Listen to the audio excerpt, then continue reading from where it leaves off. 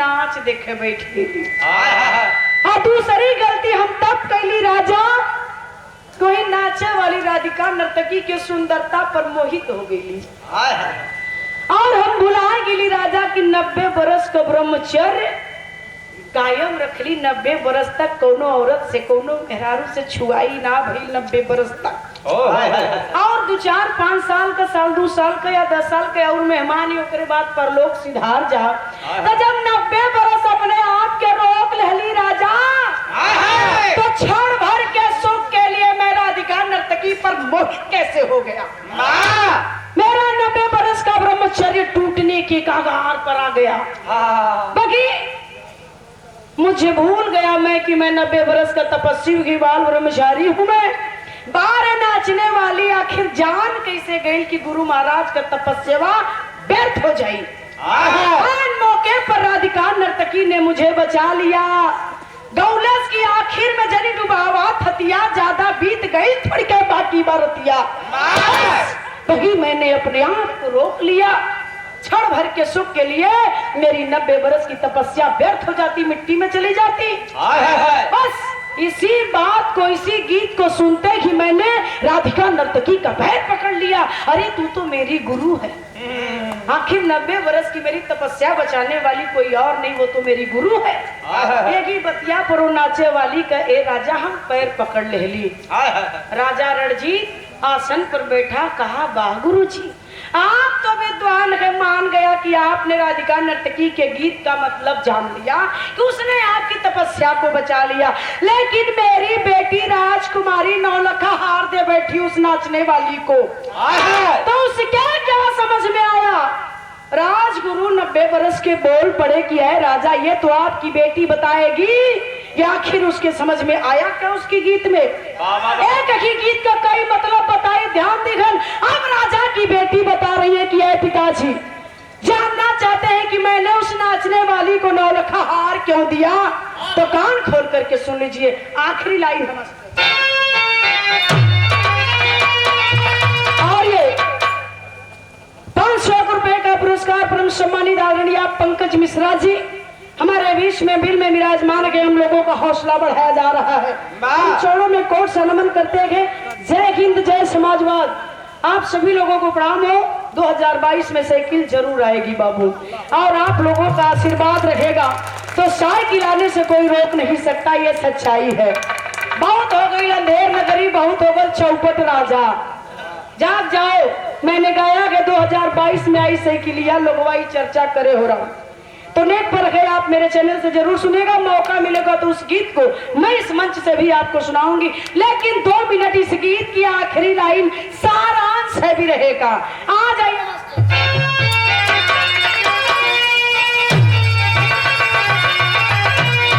तो राज खोलनी राजकुमारी अरे सभा में धरी इनके गीत ऐसा प्रचलित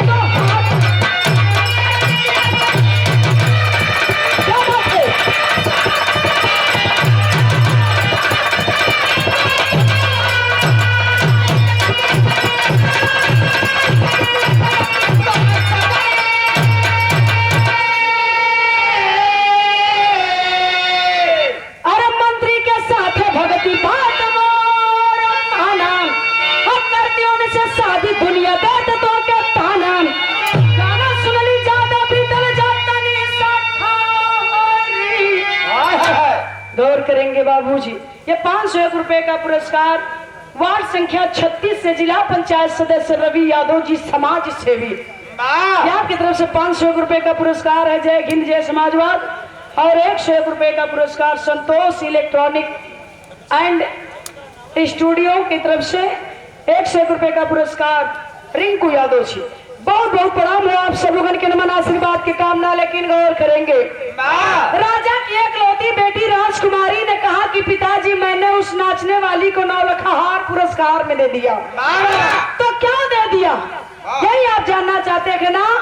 तो एक बाप होने के नाते बताइए मेरी उम्र कितनी है।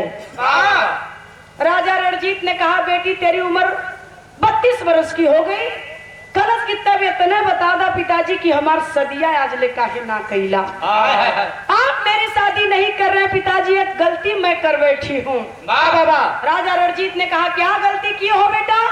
कलश के पिताजी तोहरे मंत्री के दिल दे बैठली, प्रेम के बैठल हिला, और वही मंत्री के साथ 2-4 दिन में तोहर महल छोड़ के चल जाई तो जाए कि मंदिर में ब्याह कई के वहां जीवन यापन कली, तोरे राज में लौट के मुंह दिखावे आईत ना। लेकिन कलश की लेकिन अब ना भाग के शादी करो। राजा कलम कुछ समझली ना बिटिया। कलश के पिताजी उस नाचने वाली ने कहा कि आखिर में जनी डुबावा थतिया, ज्यादा बीत गई थोड़ी क्या बाकी बारतिया। तो है पिताजी जब मैंने 32 बरस इंतजार कर लिया तो साल 6 महीना में 2 साल में जब मेरे बाप के इतना याद आई कि हमारी लड़की शादी करे लायक हो गई है तो सदिया करबा कोनो राजा महाराजा से करबा कहा करे, मंत्री के चक्कर में पड़ल हिला। जाइए पिताजी मैं अब भाग कर विवाह नहीं करूंगी, इंतजार करूंगी जब आप मेरा विवाह करेंगे तब करूंगी, मान सम्मान से इस महफिल से जाऊंगी, इस राज से जाऊंगी। राजा अवाक हो गई कलश की तोके 9 लखा हार लौकत है, इतना बड़ा मान मर्यादा पगड़ी तो हार बचा ले सु नाचे वाली तोके 9 लखा हार लौकत था। राजा अवाक हो गया, बेटी इतनी ऊंची चीज वो नर्तकी राज नर्तकी राधिका गा रही थी। कलश की हाँ पिताजी आपके समझ में पल्ले ना पड़ल होकर गाना। अब राजा अपनी बेटुआ की ताकत हुआ कि तू तो 1 नंबर का आवारा हुए, तोरे क्या समझ में आलो राधिका नर्तकी का गीत संगीत। कलश की जितना हम समझ लिए मन गारंटी अब क्यों न समझ ले हुई। अब लड़कवा का बताओ तो वही गीत का मतलब का। अरे कगराजी कुमार हम बनवली बाबू योजना, अरे हत्या तुम्हारी कई के बनती बाबू रचनवा, लोभ में मचल गया रे हमारी लारी, एक कितनी ऐसा पचली तो खात।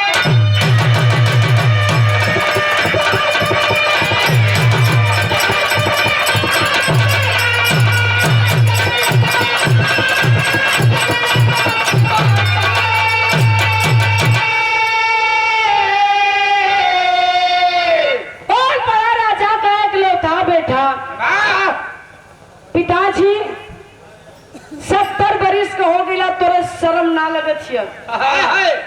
अब राज सिंहासन पर बैठल हुआ, राज गद्दी पर राज चलावत हुआ। 60 बरस में लोग कुर्सी छोड़कर रिटायर हो जाते हैं।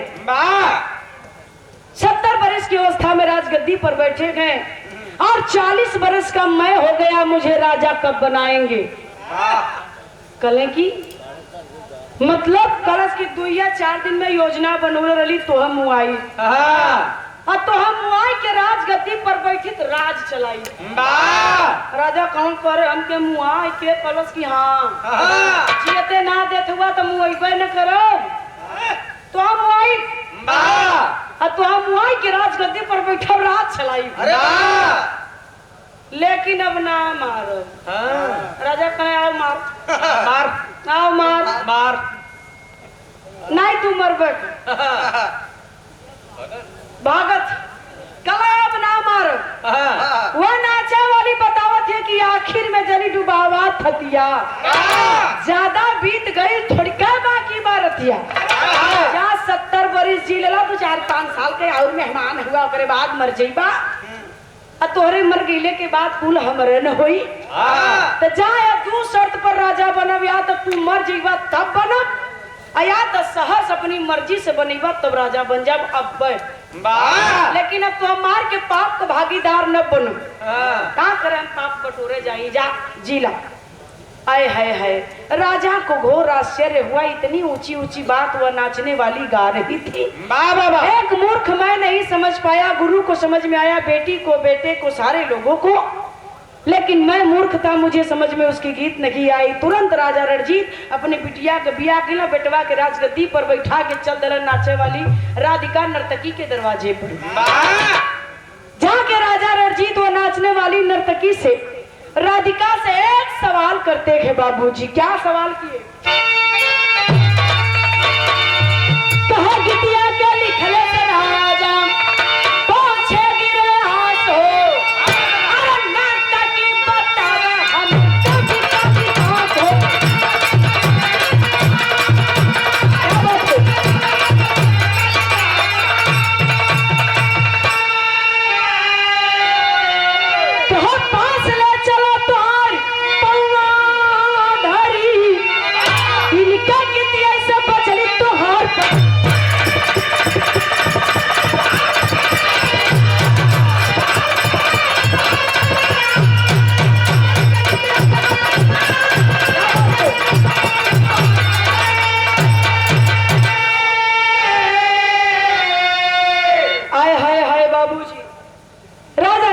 उसने एक सवाल किया राधिका नर्तकी के दरवाजे पर जाकर, कहे राजा रणजीत, क्या राधिका मेरे भरे दरबार में जिस गीत को तूने गाया, उस गीत को लिखने वाला तेरा कवि, तेरा गुरु कौन है जिसकी लिखी तू गाती है? कलश की राजा, मेरे गुरु को दुनिया के लोग जानते हैं, मेरे गुरु बड़े विद्वान है। कलन कौन है? कलश की महान प्रकांड विद्वान कवि कालिदास की मैं शिष्या हूँ, वही मेरे गुरु हैं। बोल पड़े राजा की एक मुलाकात करा दे अपने कवि महाराज से। लेके गई कवि कालिदास से जब राजा रणजीत का भेंट करौलेस, तो पैर पर गिर गए राजा रणजीत कवि कालिदास के, और वही कवि कालिदास के सामने राजा रणजीत उस नाचने वाली राधिका नर्तकी के पैर पकड़ लिए। कवि कालिदास ने कहा कि है राजा ये क्या कर रहे हो? कलन बस कवि जी मेरी आंखें खोल दिया आपकी शिष्या ने, मेरे भरे दरबार में ऐसे गीत को गाया, इसने ऐसे गीत को गाया कि मेरे 90 वर्ष के गुरु इसके पैर को पकड़ लिए, तो मेरी क्या औकात है? वाह! यही राजा को ज्ञान हो गया, कवि कालिदास के शिष्य हो गए और छोड़कर माया की दुनिया को आध्यात्म की दुनिया में चले गए, जोग रमा लिए राजा रणजीत। यह है गीत संगीत का असर। लाखों लाइन कवि लिखलन, कलाकार गावलन, एक लाइन भी अगर आपके दिल को छू गया तो कलाकार का गाना और राइटर का लिखना सार्थक है, वरना निरर्थक होता है बाबूजी। यह है गीत संगीत का असर। यही मेरी कहानी खत्म हुई, खानदान का परिचय मस्त। गुरु बिहारी गुरु रमन ऐसे थे इसी वतन में, श्यामा सीताराम भरत जी की सुना थी क्या मन में।